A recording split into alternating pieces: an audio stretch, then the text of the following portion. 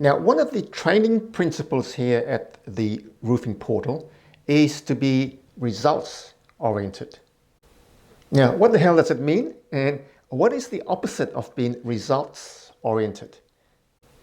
Well, I say to my guys here, if you don't become results oriented, you'll become like a lawyer.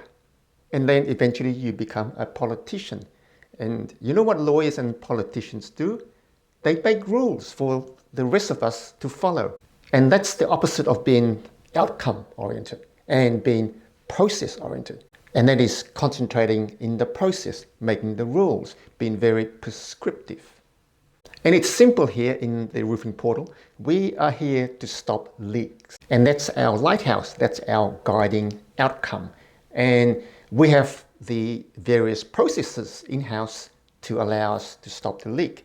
But ultimately, the outcome is to make sure that the roof doesn't leak. And I think this is one of the reasons why we are getting so many problems in the building industry. And we see that a lot when we go and fix leaks, is that there are a lot of rules and regulations that people have to comply with. And if you just comply with the regulations and not know what it's all about, what outcome it's trying to achieve, then you can do things that make no sense at all. Now, I know that a lot of you seem to be really interested in Hebel walls. And the problem with Hebel walls is that the outcome is quite clouded, because is the outcome cheap construction, the looks, or to make money for the different manufacturers? Now, when I did the Hebel wall video, I actually let the cladding people off the hook. Because here in Australia, we've got Hebel walls and we also got cladding. And Hardie's make all different types of cladding, and it's becoming really popular. So as a result, we got double-story construction, brick veneer or double brick downstairs, and upstairs we have cladding. Now, Hardie's have a lot more engineering say in how their product should be installed. You can have the cladding that's direct fixed to the timber frame, or you can have it battened out and create a cavity.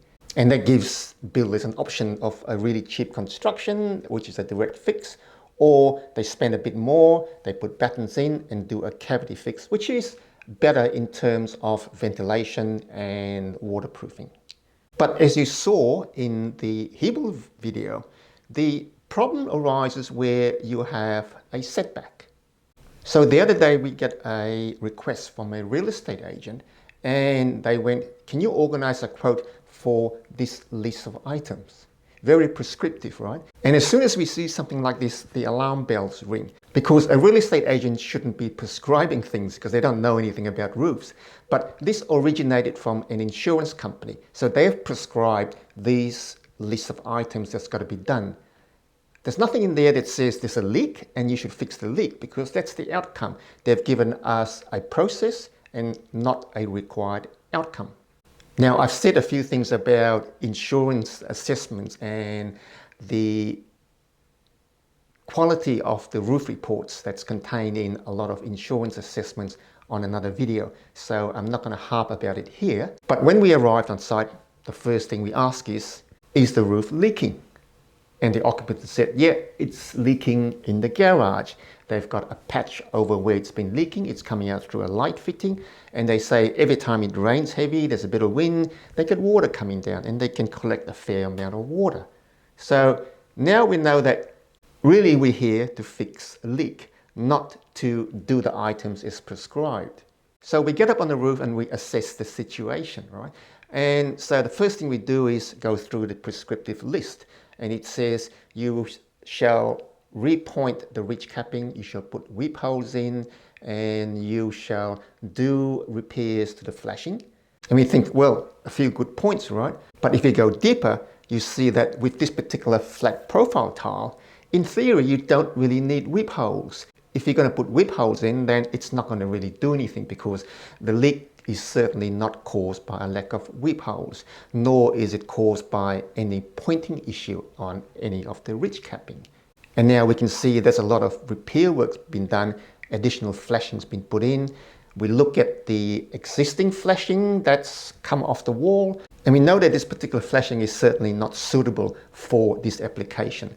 and I'll cover flashings in another video, but this particular flashing is not gonna last the test of time. So I would expect that in a few years, this flashing is gonna create problems. But anyway, our task here is not to criticize all these different things. Our task here is to try to figure out why it's leaking and how we fix the leak. Now, going back to our database of knowledge, we look at the garage and we go, well, how is this garage built? And how is the upstairs built over the garage? And to create a sense of logic in this, we actually go back to first principles. We actually draw out how this house is supported and how the walls are supported.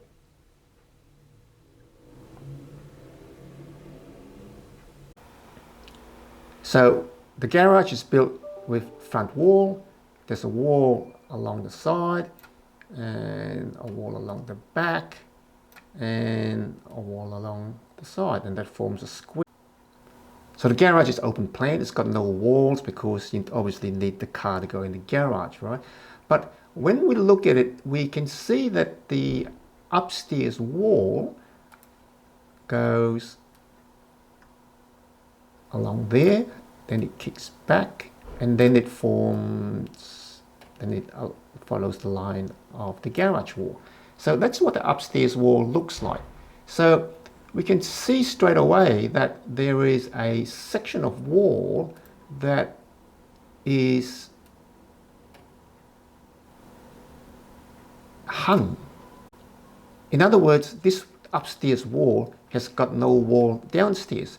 So in order to support this wall, a builder would normally put in support beams. It might put in a beam across and then another beam running that way. We've got two beams that are hidden in the ceiling space of the garage, and the purpose is to support the wall upstairs. Right? So we've got the red wall that is supported by a beam downstairs. This is the cross section of the wall. So we've got a wall that goes all the way down, and it's supported by the two beams. That's the wall of the garage, and that's the wall of upstairs. So it extends all the way down and sits on the beams down there. Now, after going through this exercise, we know that there is a beam that's holding a suspended wall, right? And any leak along the wall would come down to the beam, the support beam, and it'll cause a leak in the garage ceiling. And that's what is happening, is that the leak somehow is getting down the wall, along the beam, then it finds the light fitting, and that's where the water drips. So now we know that the culprit is not the roof. The culprit is somewhere along the wall. And when we take tiles out to find out how this house has been built, we'll know that the wall sarking of the clad wall continues down into the garage ceiling, because that makes sense, right? The wall goes all the way down through into the ceiling of the garage. Now, if we back up, everyone should know what the sarking layer is for, right? The wall sarking, primary purpose of the wall sarking is to catch any water, drain it vertically down, and then out onto the ground or out onto the roof in this instance. Now, whoever put the wall sarking in has followed the rule that you shall put wall sarking up against a timber frame, and the timber frame goes all the way through to the garage ceiling. So they've continued the sarking all the way down, right, to the support beam.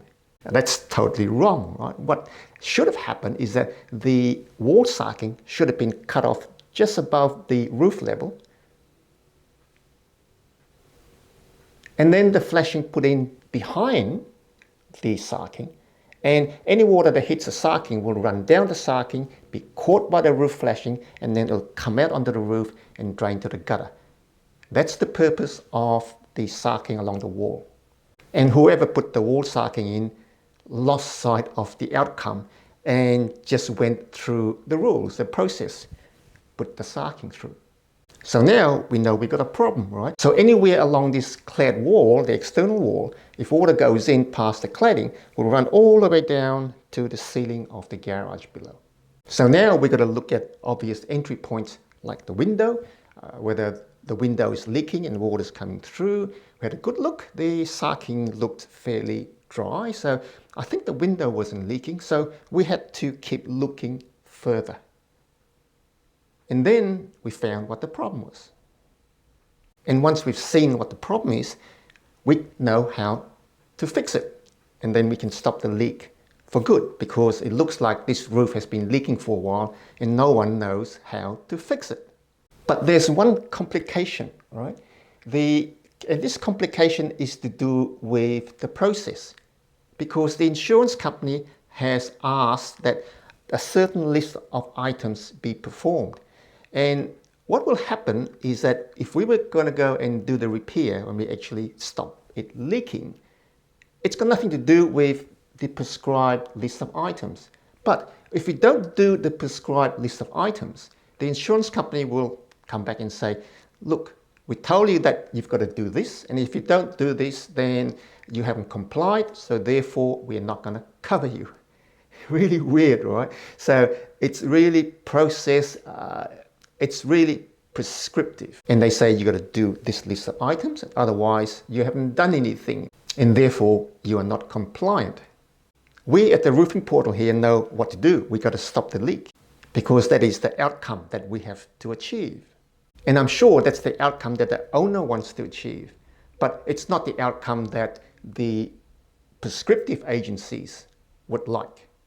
And now we are forced to make the whole thing a lot more expensive for the homeowner. So we are going to fix the leak, but not only that, we've got to do the list of items that's been specified by the insurance company that has got nothing to do with the roof leak. And this is a dilemma that we are faced with all the time. Surely there's something we can do about it, but I don't really know where to start. Maybe some of you guys out there have some clues.